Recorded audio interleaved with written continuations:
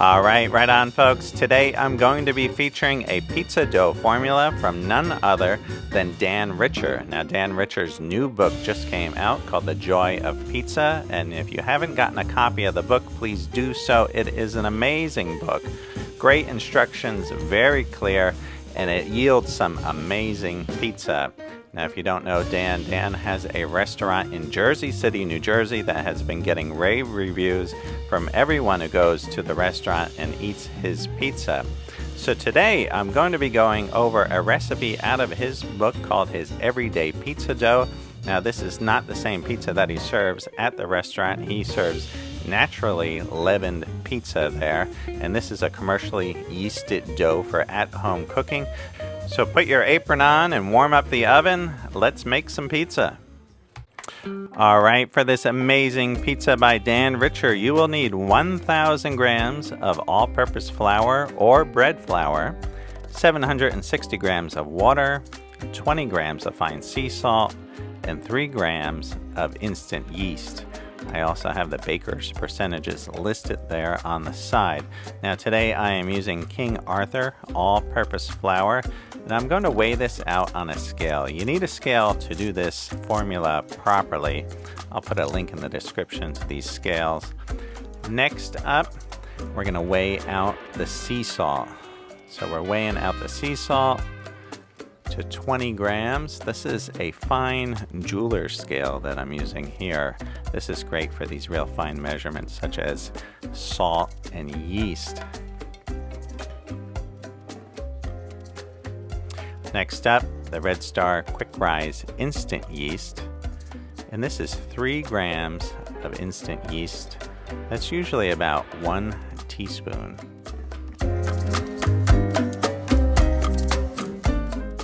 Alright, you're going to want to stare at this formula for a little while. This is the water temperature formula in Fahrenheit for instant yeast. So our desired dough temperature, we want that to be 78 degrees. So we take 78 degrees times 3. And then we add up our air temperature, our flour temperature, and our friction factor, and we subtract that from that number. So we got 78 times 3. My room temperature is 72, my flour temperature is 66, and my friction factor, I'm adding in 2 degrees because I am kneading by hand. If I was using an electric mixer, I'd put a higher number in there because an electric mixer can really heat up the dough. So we have 234 minus 140. That's 94 degrees Fahrenheit. That is the temperature of the water that I have to get out of the tap in order to make this dough the right temperature at the end of the kneading process. So what I do is I go over to the faucet and I run the water, and I try to get the water at the correct temperature. I put the thermometer in the running water and I adjust the hot and cold until I get the right temperature. And usually I get it where it's a couple degrees above what I need. So I know I need here 94 degrees. So I'm going to shoot for like 97, 98 degrees. And then by the time the water sits on the table and by the time you're going to put it into your dough, it's cooled a little bit. So that's a good method. Now, measuring out all these temperatures is critical to getting a good pizza dough. If you don't want to go through all these steps, you might as well just go buy a frozen pizza and throw that in the oven and head over to the couch now and put on a little Laverne and Shirley. Alright, after you figured out your water temperature, you want to make sure you weigh the water and get it at 760 grams. And then you're ready to rock and roll. Alright, we got our flour, we got our water at 94 degrees, we got our salt measured out, and we got our yeast measured out.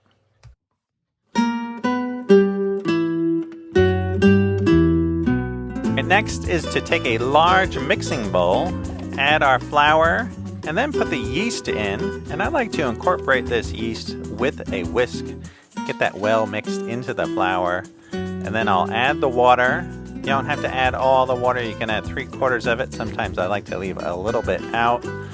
And then you want to turn the bowl with one hand, and then with the other hand, I do this little mixing motion, start incorporating the water into the flour. Here I'm adding the rest of the water.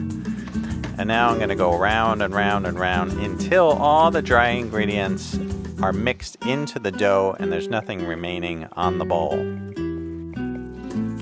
Alright, maybe there's a little bit of ingredients left in the bowl, but you get the picture. Try to incorporate as much as you can. What we are doing here is hydrating this flour and the yeast. We're going to let this sit for 1 hour covered, and then we'll come back and we'll add the salt later. It's now 1 hour later, and we are going to add the salt, and you can see this dough is quite a different animal now. It's incorporated all of that water. The flour is well hydrated, and now's a good time to add this salt. So I incorporate this with a lifting kind of cupping motion with my hand because this is rather wet dough. And here I am using the scissor pinch method that is detailed in Dan Richer's book. This is a good way to incorporate that salt all through the dough. Now after the scissored method and the salt is all incorporated, I'm using the Rouleau method here of kneading. So this isn't like a roll and push type of thing on the counter. This is just this gentle lifting and letting the dough flop down into the bowl. It's an effective technique that you want to keep going for about 6 minutes.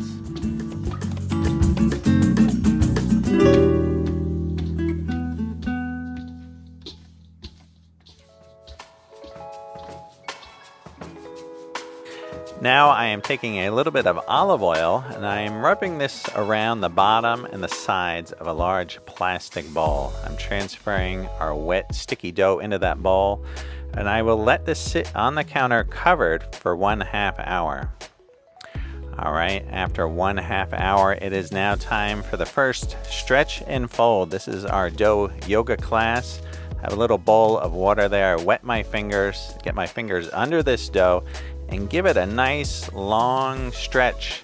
You can stretch it as long as you can without breaking the dough.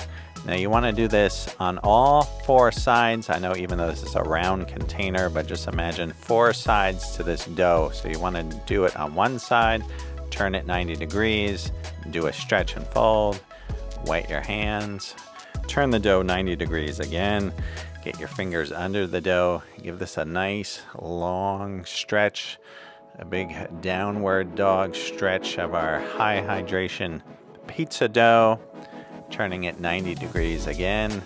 Here's our last big stretch for this. And we are going to continue this process for 2 hours. We are going to give it a stretch and fold, cover it, wait a half an hour, and then after it's rested a half an hour, we're going to do this process again. So every half an hour, we're going to do this stretch and fold process for up to 2 hours.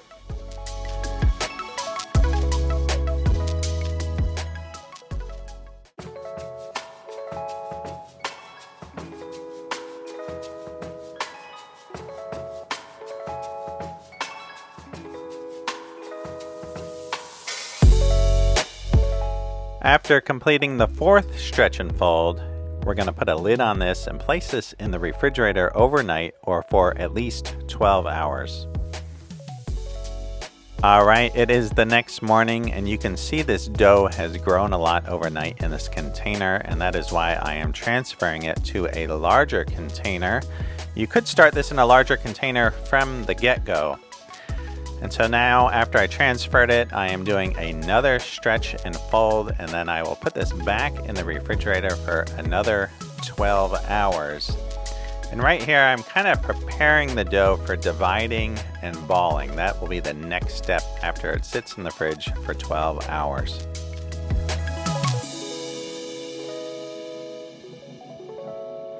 Alright, it is the end of the day. It's 12 hours later and I'm pulling the dough out and I'm putting it on the counter, giving it a little sprinkle of flour, and now I'm dividing the dough into 7 equal pieces of 250 grams each. Now here I'm dividing these and I have the smooth side up. I'm going to sprinkle these with a little bit of flour, and then I will flip these over onto the countertop with the smooth side down. And then give a little tug and push that little flap into the center of the dough. Just push it into the center, and then I'm gonna grab the dough and give it a little pinch on those seams to seal up the bottom. Little pinch, little pinch. Now I'm gonna flip the dough over and give it a little rounding technique. You can round it with your hands, and you can even round it with the bench scraper. Sometimes that's a nice method to use, that bench scraper, to round the bottom of the dough. Here we'll do another one. Kind of stretch the dough just slightly. Push the flaps into the center. Sometimes you can do a little crisscross. You know, this is high hydration dough, so this is a little bit different than, you know, your New York style pizza where you're just kind of grabbing and rolling these into balls. You want to be gentle with this dough. And now give it a nice little rounding with the bench knife. This one had a couple gas pockets, so I'm just popping those pockets with the corner of the knife, letting that dough settle down a little bit, but just get a nice little round ball.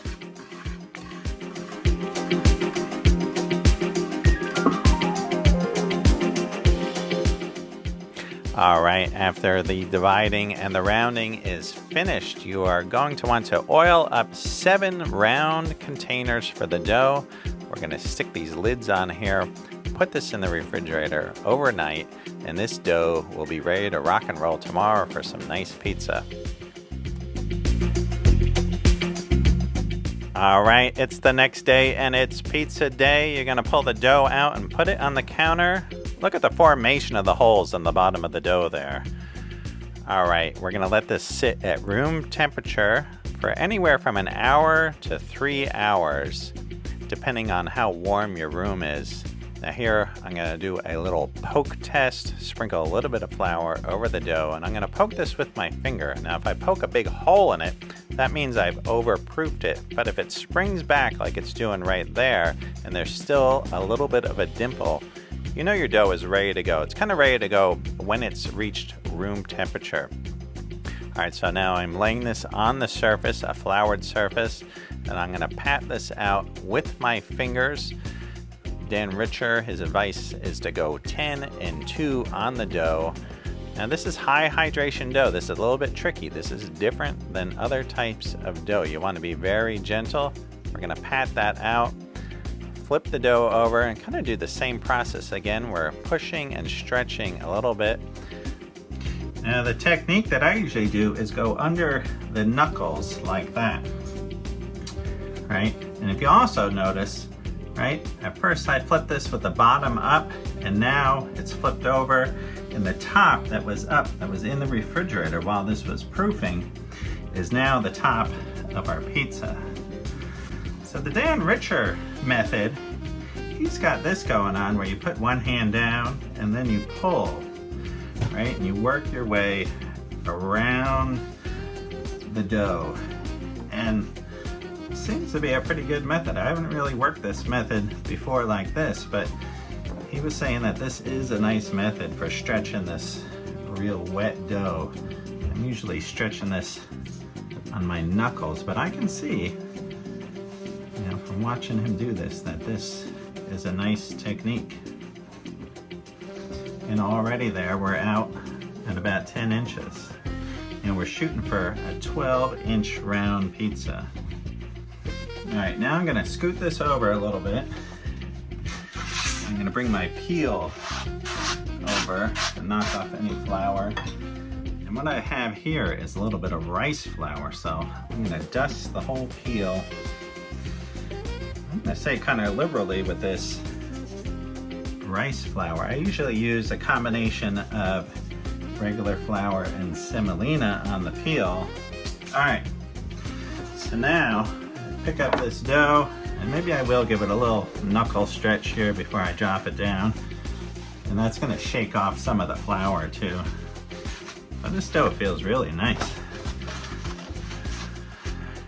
All right, and you see that rice flour, you got a little shimmy shake going on. All right, so this pizza is gonna be a margarita pizza. Let's see, I might just stretch this a hair more.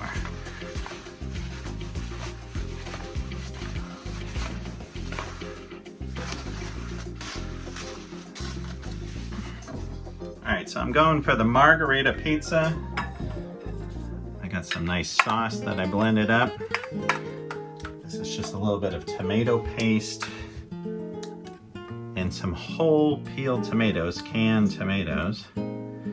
Let's see, try not to go too much sauce here. That actually seems like more than enough. That seems plenty there. For this pizza, right, I got the buffalo mozzarella. You know, it's not made today type of thing, but this cheese does look pretty nice. So I'm gonna break this up. All right, now I'm gonna give it a little drizzle of olive oil. Here's a little bit of coarse salt.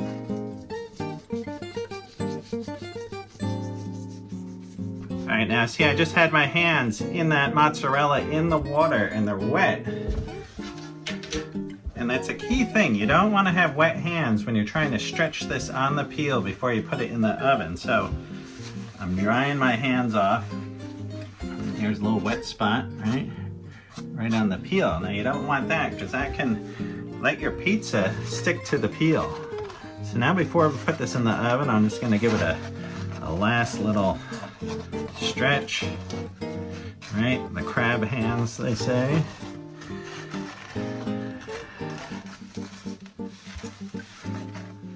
And I'm gonna give this a little shake on the peel, and see that? That's ready to rock and roll. All right, now you are going to want to have your oven preheated for at least an hour at 550 degrees Fahrenheit with a baking steel or a baking stone in the oven. Then we launch the pizza onto the baking steel. And I like to let this cook for at least 4 minutes. And then after 4 minutes, I turn the broiler on above, and that will cook the top. Each oven is going to be different, but I find that formula pretty good for my oven. 4 minutes, then hit the broiler on for about 3 minutes. And then look at this pizza. It just looks amazing. Look at the crisp, the texture. The cheese right there looks great. The undercarriage is nice and crisp. All right, there it is. I think this pizza is looking pretty deluxe. Maybe a little bit overcooked on the cheese right here, but for the most part, this looks great. Look at this crust. It got some really good oven spring. All right, now let's give it some nice basil leaves. You know, I like to break these up a little bit before I put them on, and the aroma comes out nice and strong.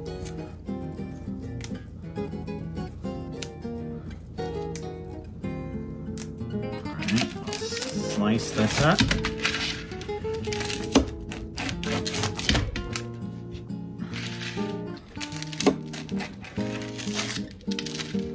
See the nice structure in the crust? That looks really good. Looks really nice.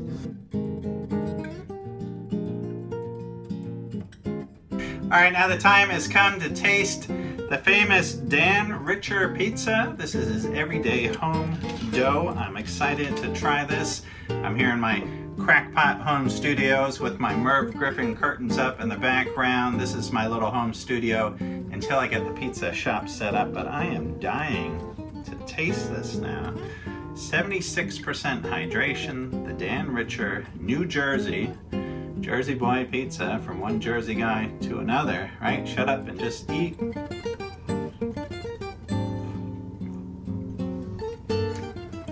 Oh, wow.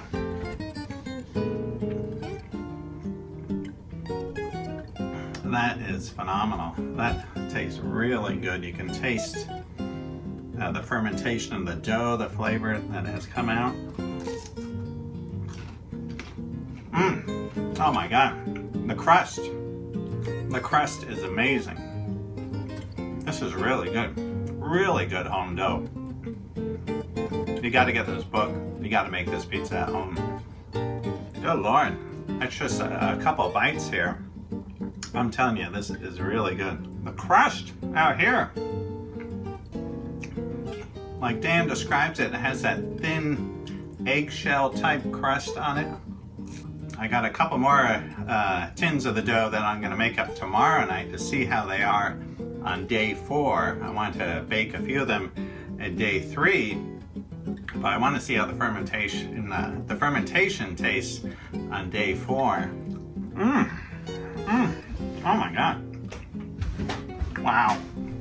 I tell you how incredible this is? This is really good pizza. Really good. You gotta try this. All right, folks, I hope you enjoyed this. This was a nice little run through of Dan Richer's recipe in his new book, The Joy of Pizza. And I think it's a good testament to the book of how well this recipe came out. You know, it just tasted absolutely amazing. Look at this. Look at the crust there. Look at the crumb, the formation. Just amazing tasting pizza.